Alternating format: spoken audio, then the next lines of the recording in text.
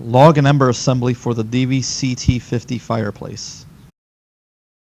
Place large charred ember bed A onto the burner base and front and rear ember bed center burner tubes. Place ember piece B on left rear of the burner base and on the pins 2 and 3 on the left rear.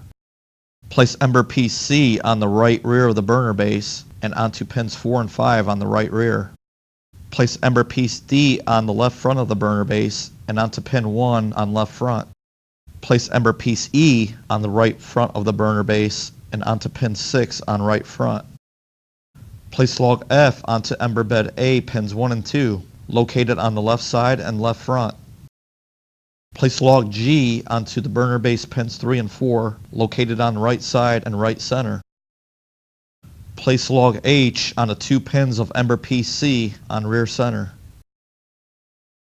Place the decorative rocks across burner base in front of the burner tube. Do not cover the burner tube ports.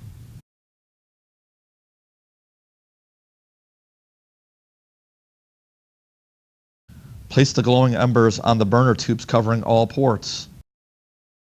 Place embers on ember bed A as shown. Place log I onto front bottom right liner in front of the front burner tube on the front right.